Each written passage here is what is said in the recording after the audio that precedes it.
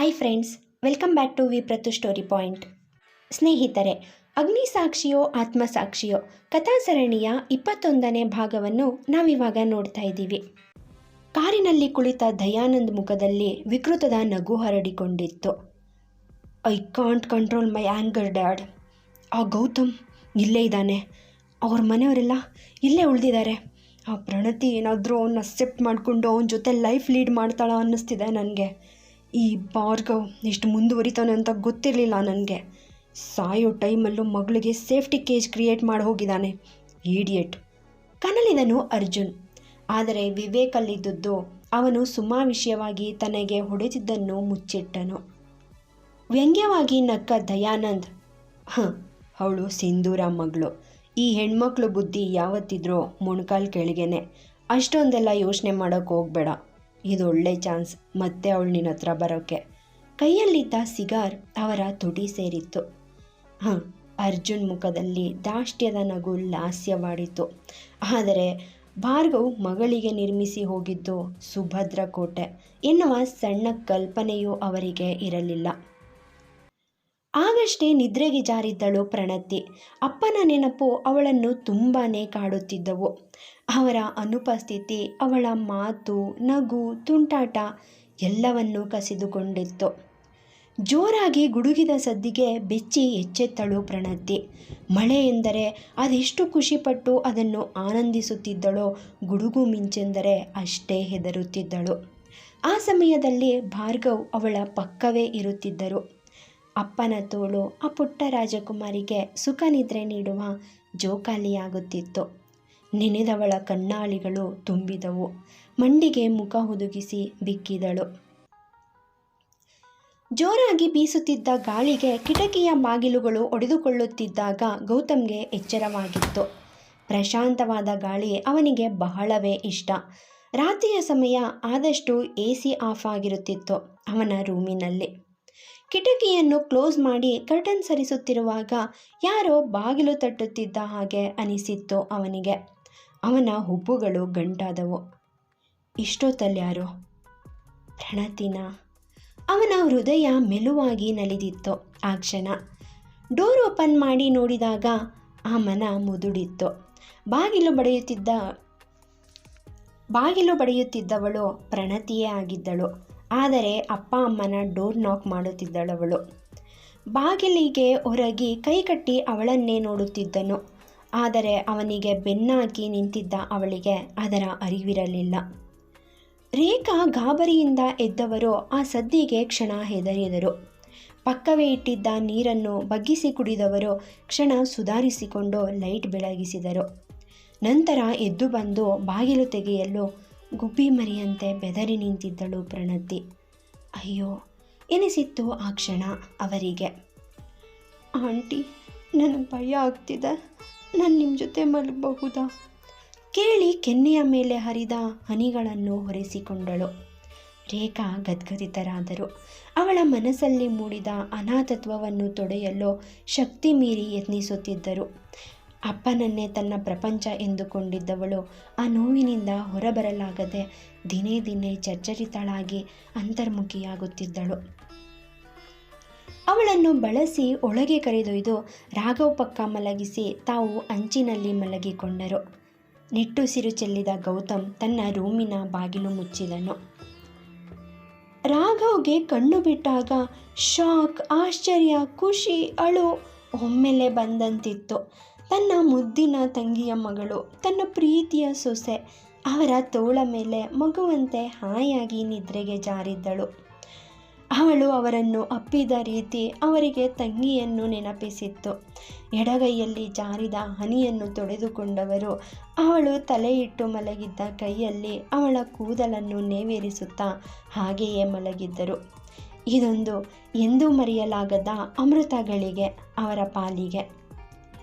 Coffee ಹಿಡಿದು ಬಂದ ರೇಖಾ, ರೀ ಎದ್ದೇಳಿ ಎಂದಾಗ ಬಾಯಿ ಮೇಲೆ ತೋರು ಬೆರಳಿಟ್ಟು ಸೌಂಡ್ ಮಾಡಬೇಡ ಎನ್ನುವಂತೆ ಸನ್ನೆ ಮಾಡಿದರು. ಆದರೆ ಅವರ ಕೂಗಿಗೆ ಪ್ರಣತಿಗೆ ಆಗಲೇ ಎಚ್ಚರವಾಗಿತ್ತು.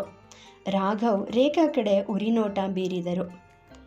ಅವರನ್ನು ಅಪ್ಪಿಯೇ ಕಣ್ಣು ಮುಚ್ಚಿ ಲವ್ ಯು ಪಪ್ಪ ಎಂದವಳು ಕಣ್ಣು ಬಿಟ್ಟಾಗ ಅವರಿಂದ ದೂರ ಬಂದಿದ್ದಳು. ನಿಧಾನವಾಗಿ ಎದ್ದು ನಿಂತವಳು ಮುಖ ಕೆಳಗಾಕಿ ಸಾರಿ ಅಂಕಲ್ ಎಂದು ಅಲ್ಲಿಂದ ಹೊರಟು ಹೋದಳು. ಅವಳನ್ನೇ ನೋಡುತ್ತಿದ್ದ ರೇಖಾ ಮುಗುಳು ನಕ್ಕರು. How lucky you are Raghav, ಗಂಡನನ್ನು ಛೇಡಿಸಿದರು ರೇಖಾ. ಖುಷಿಯಲ್ಲೇ ತೇಲಾಡುತ್ತಿದ್ದ ರಾಘವ್ ಹೆಂಡತಿಯತ್ತ ನೋಡಿ ನಗು ಬೀರುತ್ತಿದ್ದರಷ್ಟೆ. ರಾತ್ರಿ ಅವಳು ತುಂಬ ಹೆದರುಕೊಂಡಿದ್ಲು. ರೇಖಾ ತಾವೇ ಉಸಿರಿದರು. ಏನನ್ನೋ ಯೋಚಿಸಿದ ರಾಘವ್ ಕಾಫಿ ಕೈಗೆತ್ತುಕೊಂಡು ನಿಧಾನಕ್ಕೆ ಗುಟುಕರಿಸುತ್ತಿದ್ದರು. ಏನು ಪಪ್ಪ, ಚೆನ್ನಾಗಿ ನಿದ್ರೆ ಬಂತಾ? ಗೌತಮ್ ಬಂದು ತಂದೆಯ ಪಕ್ಕ ಕುಳಿತನು. ಗೌತು, ನಾವು ಪ್ರಣತಿನ ರಾಘವ್ ಕಾರ್ಯ ಎಲ್ಲ ಮುಗಿದ ಮೇಲೆ ಪ್ರಣತಿನ ನಮ್ಮೊಟ್ಟಿಗೆ ಕರೆದುಕೊಂಡು ಹೋಗೋಣ.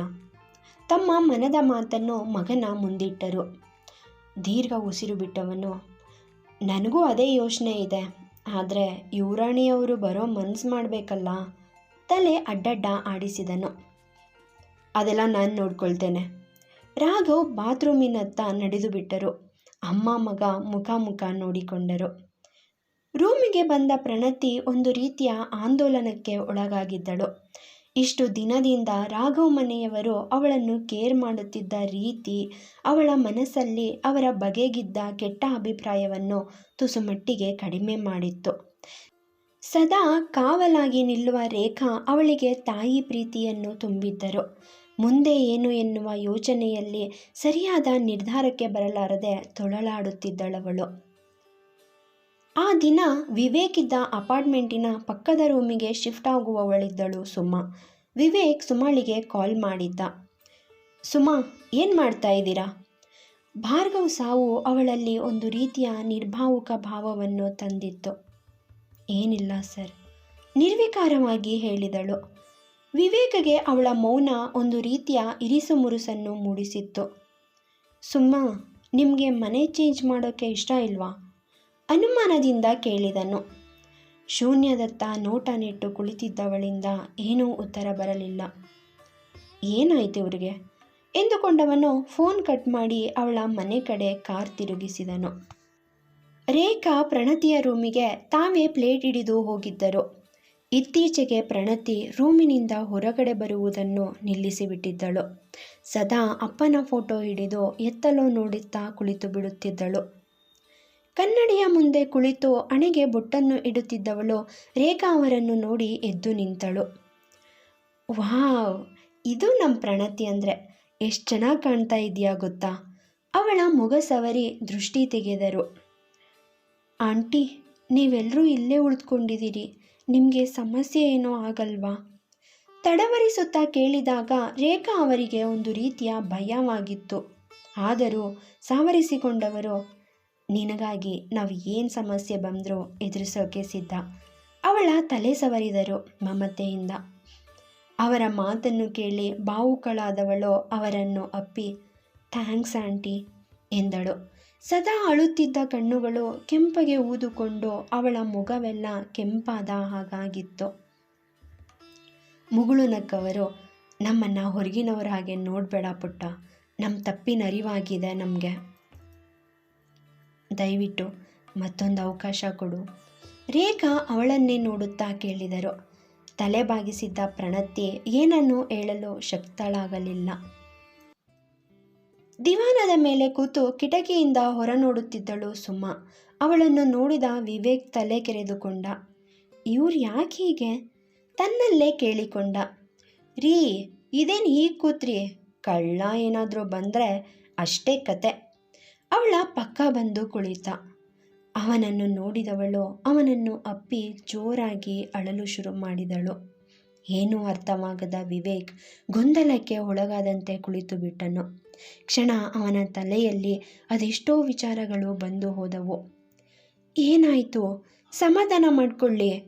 ಅವಳನ್ನು ಸಂತೈಸುವ ಪ್ರಯತ್ನ ನಡೆಸಿದ. ವಿವೇಕ್ ಸರ್, ಪಾಪ ಪ್ರಣತಿ ತೊದಲುತ್ತಾ ಬಿಕ್ಕಿದಳು ಸುಮಾ. ವಿವೇಕ್ಗೆ ನಿಜಕ್ಕೂ ತಲೆ ಕೆಟ್ಟ ಹಾಗಾಗಿತ್ತು. ಭಾರ್ಗವ್ ಹೋದ ದಿನದಿಂದ ರಾಘವ್ ಮನೆಯವರು ಅಲ್ಲೇ ಉಳಿದಿದ್ದರು. ಯಾರ ಮನೆಯಲ್ಲೂ ಕೂಡ ಉಳಿಯದ ಗೌತಮ್ ಅಲ್ಲೇ ಇದ್ದದ್ದು ಅವನಿಗೆ ಆಶ್ಚರ್ಯವಾಗಿತ್ತು. ಸುಮಾ ಈಗ ಮಾತನಾಡುತ್ತಿದ್ದುದು ಕೇಳಿ ಅವನಿಗೆ ತನಗೆ ತಿಳಿಯದ ಏನೋ ಒಂದು ವಿಷಯವಿದೆ ಎಂಬ ಗೂಢ ಅನುಮಾನ ಹುಟ್ಟುಕೊಂಡಿತ್ತು. Bhargav company take over, Suma joining ಇವೆಲ್ಲ ಸ್ವಲ್ಪ ಸಮಯದಲ್ಲೇ ನಡೆದ ವಿದ್ಯಮಾನಗಳು. ಇದೆಲ್ಲದರ ನಡುವೆ ಯಾವುದೋ ಕೊಂಡಿಯೊಂದು ಬೆಸೆದುಕೊಂಡಿದೆ ಎಂದುಕೊಂಡನು. ಪ್ರಣತಿ, ಹೌದು, ಅವರೀಗ ನೋವಲ್ಲಿದ್ದಾರೆ. ನಾವೆಲ್ಲ ಅವರಿಗೆ ಧೈರ್ಯ ಹೇಳಬೇಕು. ಅವಳ ಮನವೊಲಿಸುವ ಯತ್ನ ನಡೆಸಿದ. ಆದರೆ ನಾನು ಧೈರ್ಯ ಹೇಳೋಕ್ಕಾಗಲ್ಲ. ನನ್ನ ಪ್ರಣತಿ ನೋವಲ್ಲಿದ್ದಾಳೆ. ನಾನೇನು ಮಾಡೋಕ್ಕಾಗ್ತಾ ಇಲ್ಲ. ಅವಳ ಮುಂದೆ ನಿಲ್ಲೋ ಯೋಗ್ಯತೆ ನನಗಿಲ್ಲ. ಹೊಯ್ದಾಡುತ್ತಿದ್ದ ಅವಳ ಮನ ಇಂದು ವಿವೇಕ್ ಮುಂದೆ ತೆರೆದುಕೊಂಡಿತ್ತು. ಜಾಸ್ತಿ ಪ್ರಶ್ನೆ ಮಾಡಲು ಹೋಗದೆ ಅವಳನ್ನು ಸಮಾಧಾನಿಸುತ್ತಿದ್ದನಷ್ಟೇ ವಿವೇಕ್. ಆದರೆ ಅವನಲ್ಲಿ ಅನೇಕ ಪ್ರಶ್ನೆಗಳು ಜನ್ಮ ತಾಳಿದ್ದವು. ಉತ್ತರ ಎಲ್ಲಿ ಸಿಕ್ಕೀತು? ಆಂದೋಲನಕ್ಕೆ ಒಳಗಾದನವನು. ಹಾಲ್ಗೆ ಬಂದ ಪ್ರಣತಿಯನ್ನು ನೋಡಿ ಗೌತಮ್ ಹುಬ್ಬಾರಿಸಿದರೆ ರಾಘವ್ ಖುಷಿಪಟ್ಟರು. ಶಾರದಮ್ಮ ಅಂತೂ ಸೆರಗಡ್ಡ ಹಿಡಿದು ಬಿಕ್ಕಿಬಿಟ್ಟರು. ರಾಘವ್ ಬಳಿ ಬಂದ ಪ್ರಣತಿ ತಲೆ ಬಾಗಿಸಿ ನಿಂತಳು. ಅವಳ ತಲೆ ಎತ್ತಿ ಭುಜ ತಟ್ಟಿದ ರಾಘವ್, ನೀನು ಹೊರಗೆ ಬಂದಿದ್ದು ತುಂಬ ಖುಷಿಯಾಯಿತು ಕಣಮ್ಮ, ಹನಿಗಣ್ಣಾದರು. ಅಂಕಲ್, ಅದು ಏನೋ ಹೇಳಲು ತಡವರಿಸುತ್ತಿದ್ದಳು ಪ್ರಣತಿ. ಅದೇನು ಹೇಳು ಪುಟ್ಟ, ಅವಳ ತಲೆ ಸವರಿದರು ರಾಘವ್. ಗೌತಮ್ ಕಡೆ ಒಮ್ಮೆ ತಣ್ಣನೆಯ ನೋಟ ಬೀರಿ ಕಣ್ಣು ಮುಚ್ಚಿ ದೀರ್ಘ ಉಸಿರು ತಂದುಕೊಂಡವಳು. ಅಂಕಲ್, ಪಪ್ಪನಿಗೆ, ಅವಳಿಗೆ ಮುಂದೆ ಹೇಳಲಾಗದೆ ಬಿಕ್ಕುವಂತಾಯಿತು. ರಾಘವ್ ಹೃದಯ ನೋವಿನಿಂದ ಹಿಂಡಿದ ಹಾಗಾಯಿತು. ರೇಖಾ ಮಮತೆಯಿಂದ ಅವಳೆಡೆಗೆ ನೋಡುತ್ತಿದ್ದರೆ ಗೌತಮ್ ಮಾತ್ರ ಪುಸ್ತಕ ಹಿಡಿದ ನೆಪ ಮಾಡಿ ಅವಳ ಮಾತಿನತ್ತ ಕಿವಿನೆಟ್ಟು ಕಿಟಕಿಯ ಬಳಿ ಹೊರಗಿದ್ದನು. ಅವಳನ್ನು ಬಳಸಿ ಕರೆತಂದು ಸೋಫಾ ಮೇಲೆ ಕೂರಿಸಿದ ರಾಘವ್ ಅವಳ ಕೈಗಳನ್ನು ತನ್ನ ಕೈಯಲ್ಲಿ ತೆಗೆದುಕೊಂಡು, ನೋಡ್ಪುಟ್ಟ, ಭೂಮಿ ಮೇಲೆ ಬಂದ ಪ್ರತಿ ವ್ಯಕ್ತಿ ಕೂಡ ತನ್ನ ಅನ್ನದ ಋಣ ಮುಗಿದ ಮೇಲೆ ಜಾಗ ಖಾಲಿ ಮಾಡಲೇಬೇಕು. ಕೆಲವೊಂದು ನೋವುಗಳು ನಾವೇ ಬೇಡ ಅಂದರೂ ನಮ್ಮ ಜೀವನದಲ್ಲಿ ಬಂದುಬಿಡುತ್ತೆ. ಅದರಲ್ಲಿ ಸಾಯುವಂಥ ನೋವು ಅಂದ್ರೇ ನಮ್ಮವ್ರನ್ನ ಕಳ್ಕೊಳ್ಳೋದು. ಆದರೆ ಅದನ್ನು ಒಪ್ಪಿಕೊಂಡು ಮುಂದೆ ಜೀವನ ನಡೆಸೋದಿರುತ್ತಲ್ಲ, ಅದು ನಮ್ಮ ಟಫ್ ಟೈಮ್. ಭಾರ್ಗವ್ಗಾಗಿ ನೀನು ಅಳೋದನ್ನು ಬಿಟ್ಟು ಅವನೊಂದಿಗಿದ್ದ ನಿನ್ನ ಒಡನಾಟ ನೆನಪಿಸ್ಕೊ. ನಿನ್ನ ಮನಕ್ಕೆ ಅವನು ನೀನೊಟ್ಟಿಗೆ ಇದ್ದಾನೆ ಅನ್ನೋ ಫೀಲ್ ಕೊಡು. ಜೀವನ ಇನ್ನೂ ನೀನು ಉದ್ದಕ್ಕೂ ಸುರ್ಕೊಂಡಿದೆ. ಅದಕ್ಕಾಗಿ ನೀನು ಕೆಲವೊಂದು ಸತ್ಯಗಳನ್ನ ಒಪ್ಕೊಂಡು ಅದಕ್ಕೆ ಒಗ್ಗಿಕೊಳ್ಬೇಕು ಮಗಳೇ. ಧೈರ್ಯ ಹೇಳಿದರು. ತುಟಿ ಬಿರಿದಳಷ್ಟೇ ಅವಳು. ಅವಳ ತಲೆ ಕೆದರಿ ನಕ್ಕರು ರಾಘವ್. ಅಂಕಲ್, ಪಪ್ಪನಿಗೆ ಕಾಶಿ, ರಾಮೇಶ್ವರ, ಬದ್ರಿನಾಥ್, ಪುರಿ, ದ್ವಾರಕಾ ಇಲ್ಲೆಲ್ಲ ಹೋಗಿ ಬರಬೇಕಂತ ತುಂಬಾ ಆಸೆ ಇತ್ತು. ಮೊನ್ನೆಯಷ್ಟೇ ಈ ಕಂಪ್ನಿ ಮರ್ಜ್ ಆದರೆ ನಾನು ಕಾಶಿ ಯಾತ್ರೆ ಮಾಡ್ತೀನಿ ಅಂದಿದ್ರು. ಹೇಳಿದವಳ ಮನ ಹಸಿಯಾಯಿತು. ಯಾಕೆ ಪಪ್ಪ, ಮಮ್ಮಿ ಮದುವೆಯಲ್ಲಿ ನೀವು ಮಾಡಿರಲಿಲ್ವಾ? ಅಪ್ಪನ ಕಾಲೆಳೆದಿದ್ದಳು ಅಂದು.